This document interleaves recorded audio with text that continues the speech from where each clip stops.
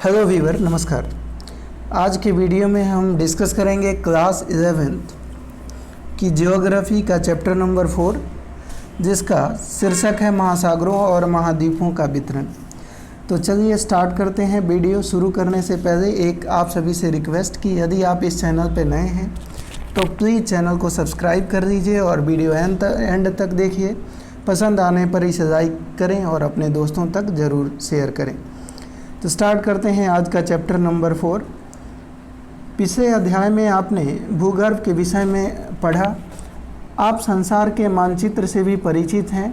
आप जानते हैं कि पृथ्वी के 29% भाग पर महाद्वीप और बाकी पर महासागर फैले हुए हैं।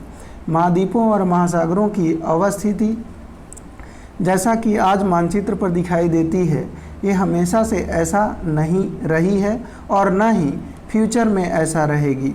इसके अतिरिक्त यह भी एक तथ्य है कि आने वाले समय में भी महाद्वीप व महासागरों की स्थिति आज जैसी नहीं रहेगी। अगर ऐसा है तो प्रश्न यह है कि पूरा काल में इनकी अवस्थिति कैसी थी, इनकी अवस्थिति में परिवर्तन आखिर क्यों हुआ, कैसे हुआ और होता ही क्यों है। यदि यह सच है कि महाद्वीपों और महासागरों की स्थितियाँ महासागरों की अवस्थिति में परिवर्तन हुआ है, तो इसके पीछे क्या कारण है या अभी हो रहा है, तो आप यह जानकर आश्चर्यचकित होंगे कि वैज्ञानिक यह सब कैसे जानते हैं। उन्होंने इन महाद्वीपों एवं महासागरों की पहले की स्थिति का निर्धारण आखिर कैसे किया होगा। इन्हीं प्रश्नों के उत्तर और इनसे संबंधित प्रश्न इस अध्याय के मुख्यतः विषय होंगे।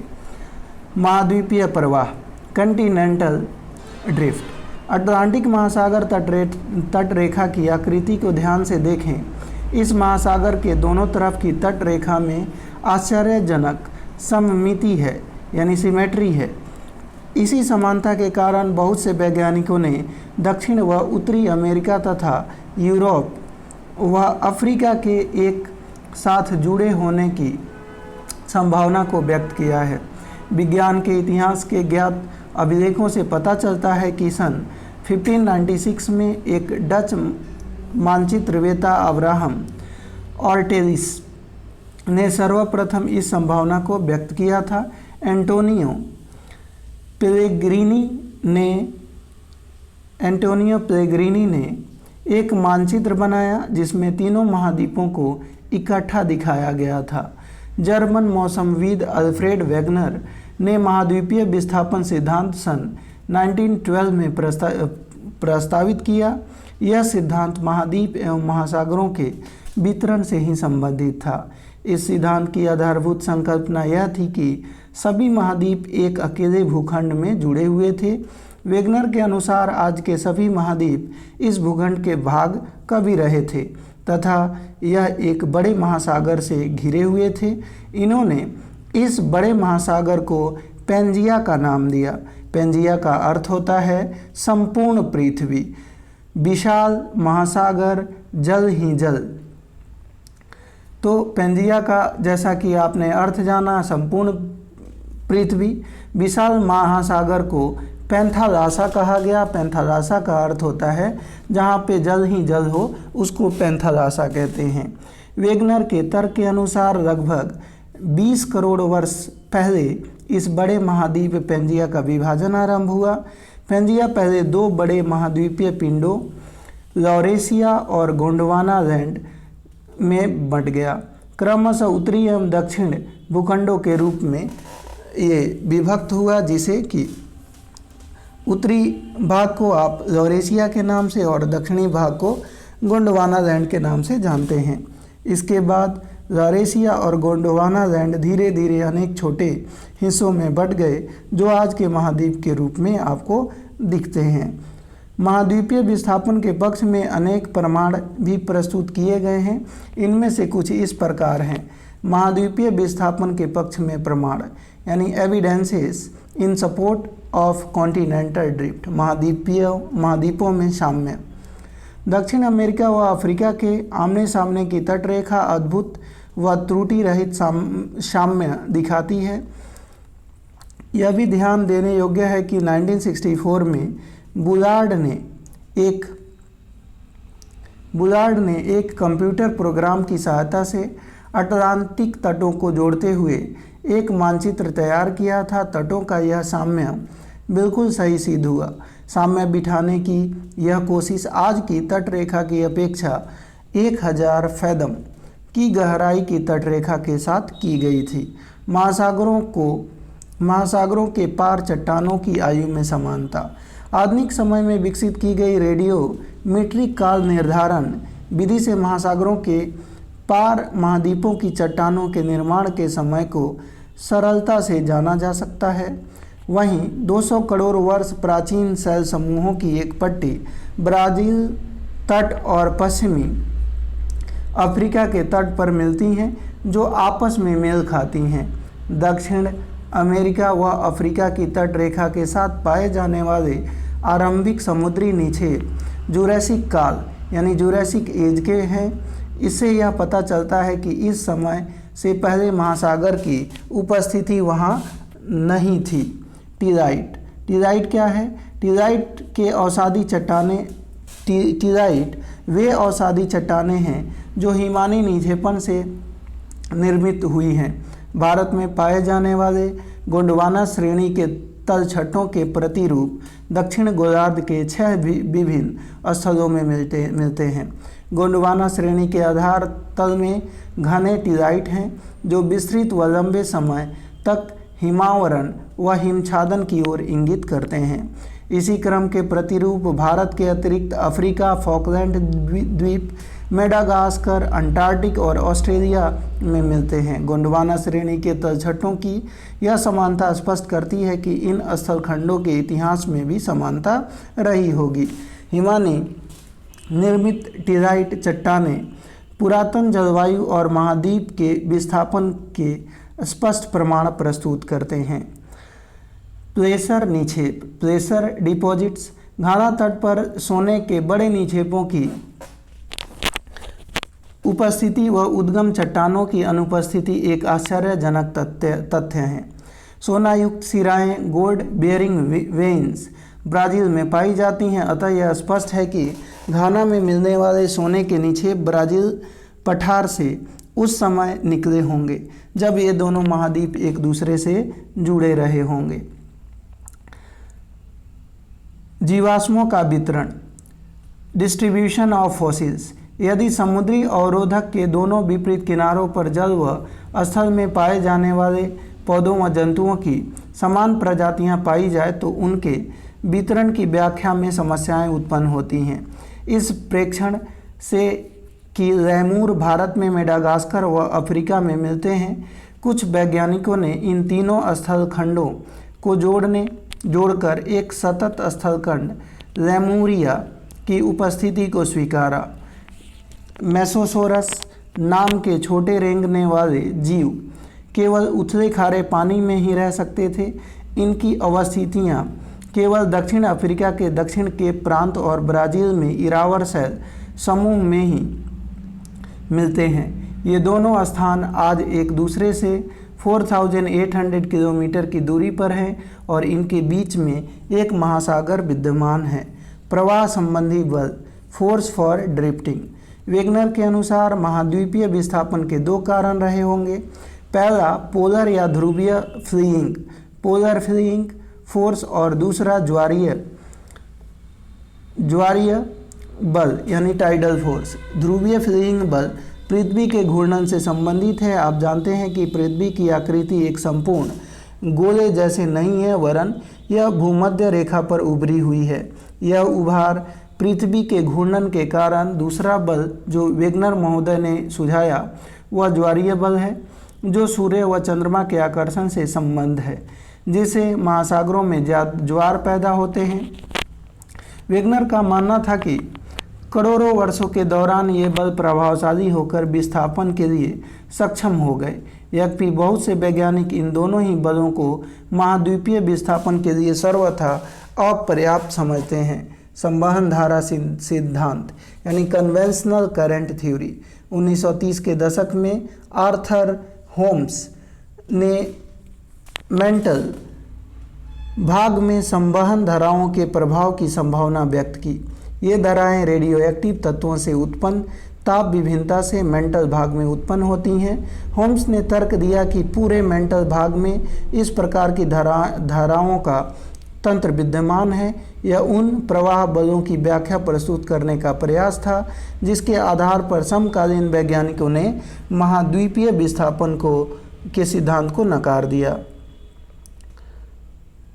महासागरीय अधस्थल मानचित्र, mapping of the ocean floor. महासागरों की बनावट और आकार पर विस्तृत शोध यह स्पष्ट करते हैं कि महासागरों का अधस्थल एक विस्तृत मैदान नहीं है, वरन उसमें भी ऊंचावच पाया जाता है। युद्धोत्तर काल महासागरीय अधस्थल के निरूपण अभियान ने महासागरीय ऊंचावच संबंधी विस्तृत जानकारी प्रस्तुत की और यह दिखाया कि इसके अधस्थली में जलमग्न पर्वतीय कटकें व गहरी खाइयाँ जो प्रायः महाद्वीपों के किनारे पर स्थित हैं।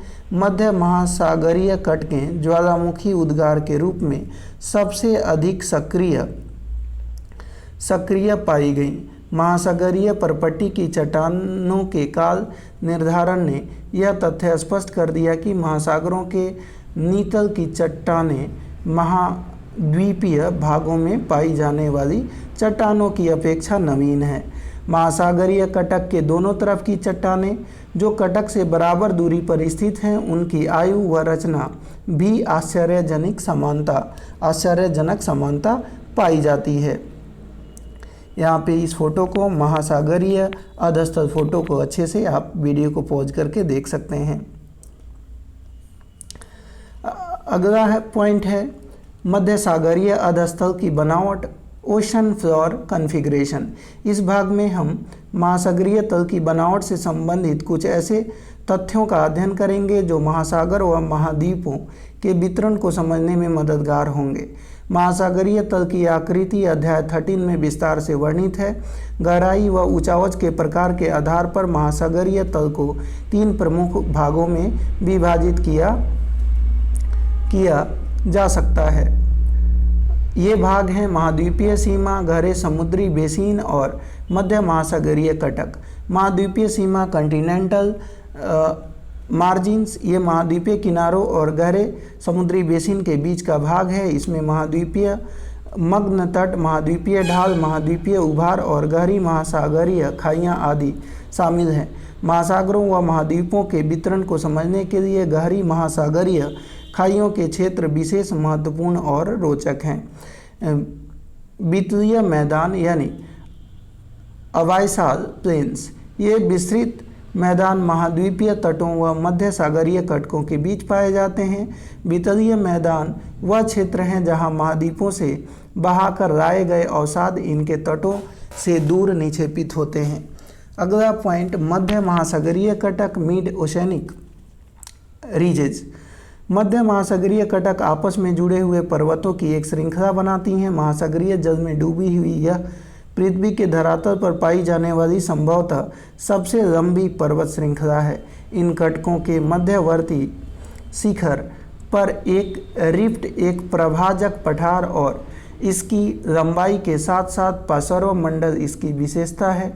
मध्यवर्ती भाग में उपस्थित द्रोणी वास्तव में सक्रिय ज्वालामुखी क्षेत्र हैं। पिछले अध्याय में मध्य महासागरीय ज्वालामुखी के रूप में ऐसे ज्वालामुखी की जानकारी दी गई है। भूकंप व ज्वालामुखी का वितरण, डिस्ट्रीब्यूशन ऑफ अर्थक्वेक्स एंड वोल्कानोज। भूकंपीय गतिविधि और ज्वालामुखी वितरण का दिए गए मानचित्र 4.5 अ और ब में अध्ययन करें। आप अटलांटिक महासागर के मध्यवर्ती भाग में तटरेखा के लगभग समानांतर एक बिंदु रेखा देखेंगे। यह आगे हिंद महासागर तक जाती है। भारतीय उपमहाद्वीप के थोड़े दक्षिण में यह 2 भागों में बंट जाती है, जिसकी एक शाखा पूर्वी अफ्रीका की ओर चली जाती है और दूसरी म्यांमार से होती हुई न्यू गिनी पर एक ऐसी ही रेखा से मिल जाती है। ये आप फिगर को देख सकते हैं।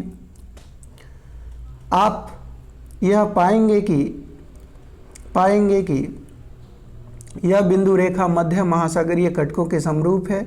भूकंपीय संकेंद्रण का दूसरा क्षेत्र छायांकित मेखला शेडेड बेल्ट के माध्यम से दिखाया गया है, जो अल्पाइन हिमालय की श्रेणियों के और प्रशांत महासागरीय किनारों के समरूप हैं। सामान्यतः मध्य सागरीय कटकों के क्षेत्र में भूकंप के उद्गम केंद्र कम गहराई पर हैं, जबकि अल्पाइन हिमालय पट्टी व प्रशांत महासागरीय किनारों पर ये केंद्र अधिक गहराई पर हैं। ज्वालामुखी मानचित्र भी इसी का अनुकरण करते हैं। प्रशांत महासागर के किनारे को सक्रिय ज्वालामुखी के क्षेत्र होने के कारण रिंग ऑफ फायर के नाम से भी जाना जाता है। सागरीय अधस्थल का विस्तार, जैसा कि ऊपर वर्णन किया गया है, प्रवाह उपरांत अध्ययनों के महत्वपूर्ण जानकारी प्रस्तुत की, जो वेगनर के महाद्वीपीय विस्थापन सिद्धांत के समय उपलब्ध नहीं था।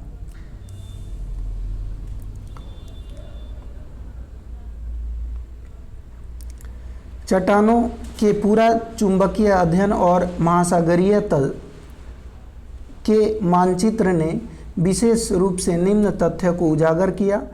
ये तथ्य है, यह देखा गया कि मध्य सागरीय कटकों के साथ साथ ज्वालामुखी उद्गार सामान्य क्रिया है और ये उद्गार इस क्षेत्र में बड़ी मात्रा में लावा बाहर निकालते हैं।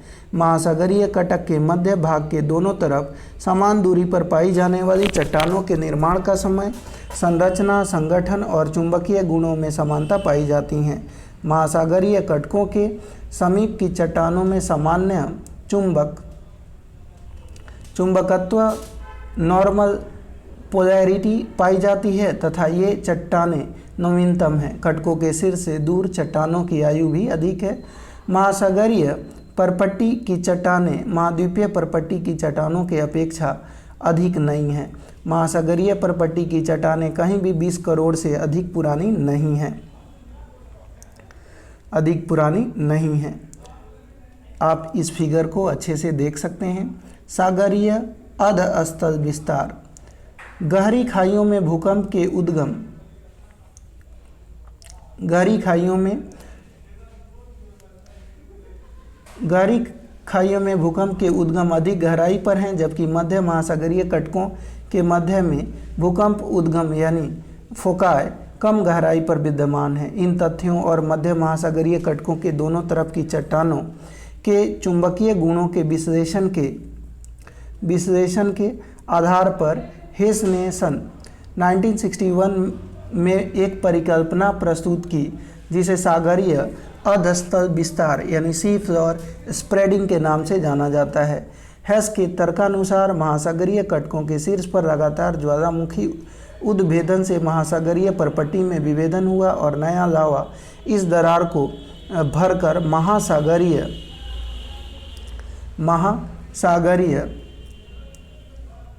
परपट्टी के दोनों तरफ धकेल रहा है। इस प्रकार महासागरीय अधस्थल का विस्तार हो रहा है। महासागरीय परपट्टी अपेक्षाकृत नवीनतम होना और इसके साथ ही एक महासागर में विस्तार से दूसरे महासागर के न सिकुड़ने पर हेस ने महासागरीय परपट्टी के क्षेपण की बात कही।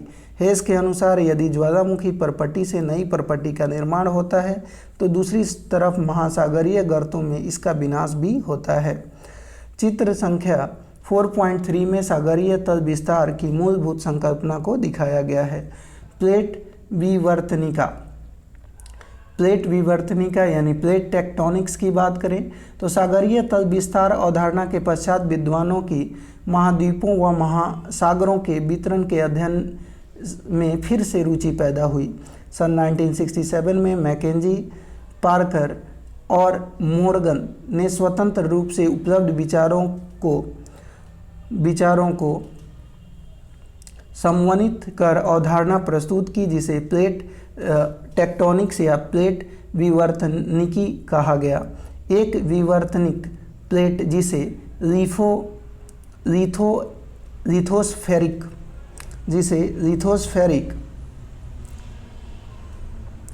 लिथोस्फेरिक प्लेट भी कहा जाता है, ठोस चट्टान का विशाल व अनियमित आकार का खंड है जो महाद्वीपीय व महासागरीय स्थलमंडलों से मिलकर बना है।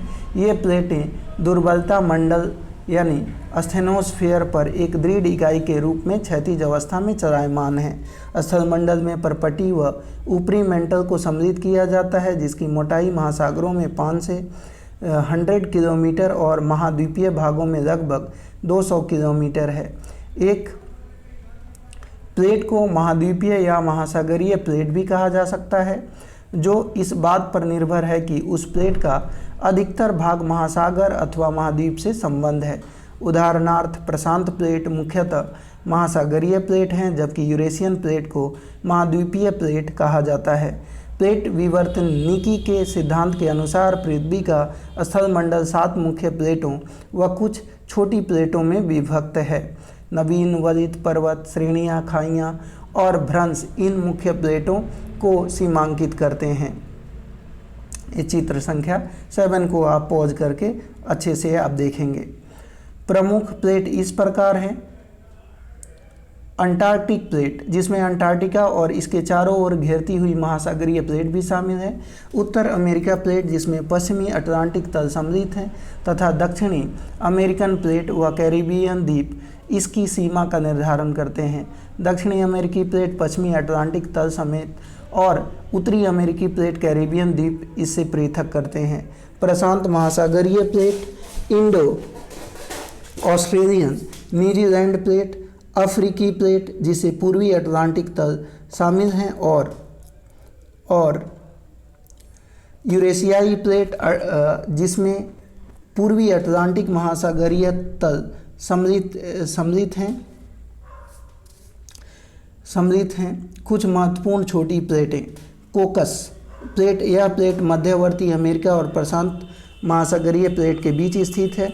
नजका प्लेट, यह दक्षिण अमेरिका व प्रशांत महासागरीय प्लेट के बीच स्थित है। अरेबियन प्लेट, इसमें अधिकतर अरब प्रायद्वीप का भूभाग सम्मिलित है।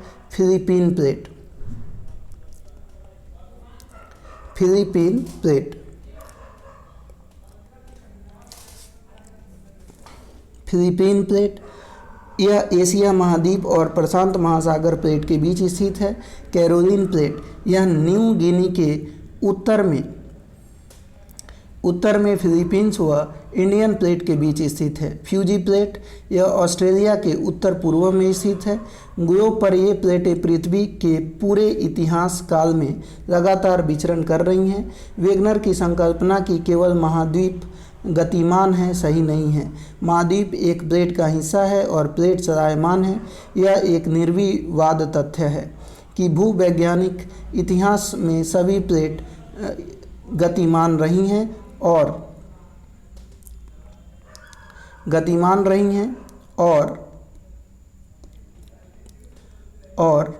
भविष्य में भी गतिमान रहेंगी।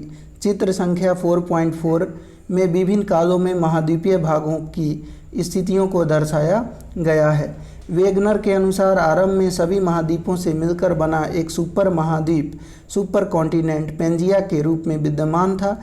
यद्यपि बाद की खोजों ने यह स्पष्ट किया कि महाद्वीपीय पिंड जो प्लेट के ऊपर स्थित हैं भूवैज्ञानिक काल पर्यंत चलायमान थे और पेंजिया अलग अलग महाद्वीपीय खंडों के अभिसरण से बना था, जो कभी एक या किसी दूसरे प्लेट के हिस्से हुआ करते थे। पूरा चुंबकीय यानी पैलियो मैग्नेटिक आंकड़ों के आधार पर वैज्ञानिकों ने विभिन्न भूकालों में प्रत्येक महाद्वीपीय खंड की अवस्थिति निर्धारित की है। भारतीय उपमहाद्वीप अधिकांशतः प्रायद्वीपीय भारत की अवस्थिति नागपुर क्षेत्र में पाई जाने वाली चट्टानों के विश्लेषण के आधार पर आंकी गई है। प्लेट संचरण के फलस्वरूप 3 प्रकार की प्लेट सीमाएं बनती हैं। अपसारी सीमा, जब 2 प्लेटें एक दूसरे से विपरीत दिशा में अलग हटती हैं और नई परपट्टी का निर्माण होती हैं तो उन्हें अपसारी प्लेट कहते हैं। वह स्थान जहां से प्लेट एक दूसरे से दूर हटती हैं इन्हें प्रसारी यानी स्प्रेडिंग साइड भी कहा जाता है। अपसारी सीमा का सबसे अच्छा उदाहरण मध्य अटलांटिक कटक है। यहाँ से अमेरिकी प्लेटें, उत्तर अमेरिकी व दक्षिणी अमेरिकी प्लेटें तथा यूरेशियन व अफ्रीकी प्लेटें अलग हो रही हैं।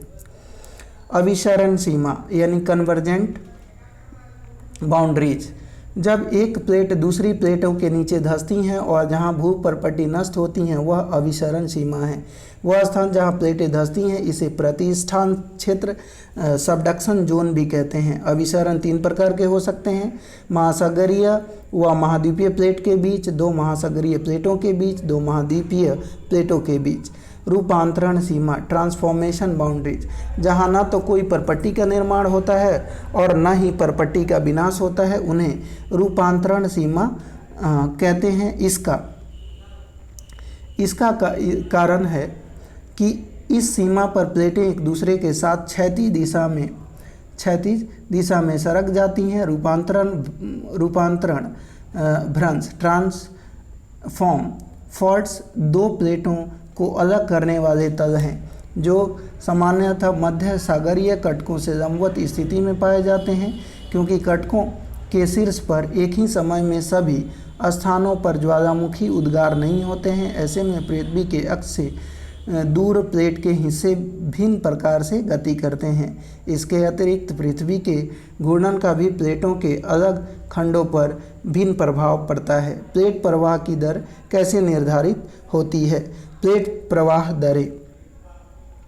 तो प्लेट प्रवाह की दरों की बात करें तो सामान्य उत्क्रमण चुंबकीय क्षेत्र की पट्टियां जो मध्य महासागरीय कटक के समानांतर हैं। प्लेट प्रवाह की दर समझने में वैज्ञानिक के लिए सहायक सिद्ध हुई हैं। प्रवाह की दरें बहुत भिन्न हैं। आर्कटिक कटक की प्रवाह दर कम है, 2.5 सेंटीमीटर प्रति वर्ष से भी कम। ईस्टर द्वीप की निकट पूर्वी प्रशांत महासागरीय उभार जो चिली से 3400 किलोमीटर पश्चिम की ओर दक्षिण प्रशांत महासागर में है, इसकी प्रवाह दर सर्वाधिक है जो 5 सेंटीमीटर प्रति वर्ष से अधिक है। प्लेट को संचालित करने वाले बल यानी force for the plate movements, जिस समय वेगनर ने महाद्वीपीय विस्थापन सिद्धांत प्रस्तुत किया था उस समय अधिकतर वैज्ञानिकों का विश्वास था कि पृथ्वी एक ठोस गति रहित पिंड है। यद्यपि सागरीय अधस्तल विस्तार और प्लेट विवर्तनिका दोनों सिद्धांतों ने इस बात पर बल दिया कि पृथ्वी का धरातल व भूगर्भ दोनों ही स्थिर न होकर गतिमान है। स्थिर न होकर दोनों ही गतिमान हैं। प्लेट विचरण करती हैं और आज एक अकाट्य तथ्य है। ऐसा माना जाता है कि दृढ़ प्लेट के नीचे चलायमान चट्टानें वृत्ताकार रूप में चल रही हैं। उष्ण पदार्थ धरातल पर पहुंचता है, फैलता है और धीरे धीरे ठंडा होता है, फिर गहराई में जाकर नष्ट भी हो जाता है। यही चक्र बारंबार दोहराया जाता है और वैज्ञानिक इसे संवहन या कन्वेक्शन फ्लो कहते हैं। पृथ्वी के भीतर ताप उत्पत्ति के दो माध्यम हैं, रेडियोधर्मी तत्वों का क्षय और अवशिष्ट ताप। आर्थर होम्स ने 1930 में इस विचार को प्रतिपादित किया, जिसने बाद में हैरी हेस की सागरीय तल विस्तार अवधारणा को प्रभावित किया।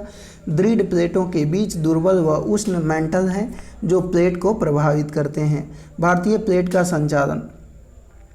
Movements of the Indian plates. भारतीय प्लेट में प्रायद्वीपीय भारत और ऑस्ट्रेलिया महाद्वीपीय भाग सम्मिलित हैं। हिमालय पर्वत श्रेणियों के साथ साथ पाया जाने वाला प्रविष्ठान क्षेत्र सब कंडक्शन जोन इसकी उत्तरी सीमा निर्धारित करता है, जो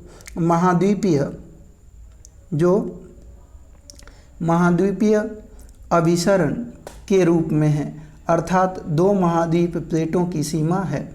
यह पूर्व दिशा में म्यांमार के रोकिनयोमा पर्वत से होते हुए एक चाप के रूप में जावा खाई तक फैला हुआ है। इसकी पूर्वी सीमा एक विस्तारित तल है जो ऑस्ट्रेलिया के पूर्व में दक्षिणी पश्चिम प्रशांत महासागर में महासागरीय कटक के रूप में है। इसकी पश्चिमी सीमा पाकिस्तान की तीर्थ श्रेणियों का अनुसरण करती हैं।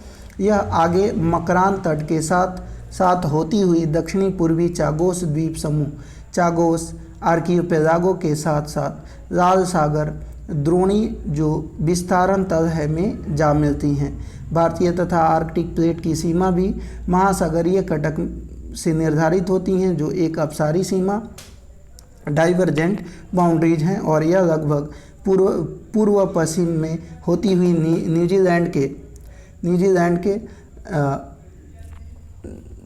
पूर्व पश्चिम में होती हुई न्यूजीलैंड के दक्षिण में विस्तारित तल में मिल जाती है।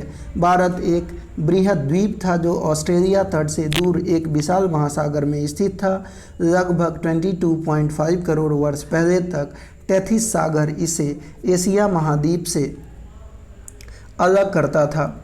ऐसा माना जाता है कि लगभग 20 करोड़ वर्ष पहले पेंजिया विभक्त हुआ, तब भारत ने उत्तर दिशा की ओर खिसकना आरंभ किया।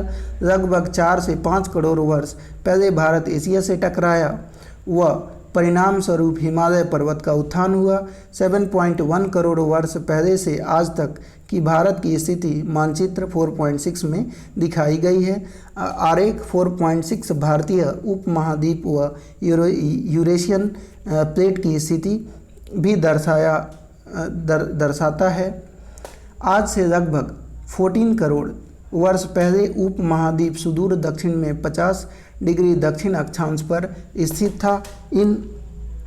इन दो प्रमुख प्लेटों को टेथिस सागर अलग करता था और तिब्बतीय खंड एशियाई स्थलखंड के करीब था। भारतीय प्लेट के एशियाई प्लेट की तरफ प्रवाह के दौरान एक प्रमुख घटना घटी, वह थी लावा प्रवाह से दक्कन ट्रैप का निर्माण होना। ऐसा लगभग 6 करोड़ वर्ष पहले आरंभ हुआ और एक लंबे समय तक यह जारी रहा। याद रहे कि यह उपमहाद्वीप तब भी भूमध्य रेखा के निकट था, लगभग 4 करोड़ वर्ष पहले, और इसके पश्चात हिमालय की उत्पत्ति आरंभ हुई। वैज्ञानिकों का मानना है कि यह प्रक्रिया अभी भी जारी है और हिमालय की ऊंचाई यही कारण है कि आज भी अभी भी बढ़ती ही जा रही है। तो ये आपने जो है पूरे चैप्टर को देखा। यहाँ पे देख सकते हैं भारत की स्थिति 7 आप यहाँ पे देखेंगे अगर तो 7.1 करोड़ वर्ष पहले भारत की स्थिति कुछ इस तरह से थी। फिर जो है आप देखेंगे फिर भारत जो है 5.5 करोड़ वर्ष पहले भारत कुछ इस तरह से दिखता था। फिर 3.8 करोड़ वर्ष पहले भारत कुछ इस तरह से दिखता था और 1 करोड़ ईयर पहले ऐसे दिखता था और वर्तमान जो है हमारा प्यारा भारत कुछ इस तरह से दिखता है। तो दोस्तों ये चैप्टर हमने कंप्लीट कर दिया। उम्मीद है कि वीडियो पसंद आई होगी। वीडियो पसंद आया हो तो लाइक कर दीजिएगा। चैनल पे नए हैं तो चैनल सब्सक्राइब ज़रूर करें। मिलते हैं एक नए वीडियो में, तब तक के लिए धन्यवाद। जय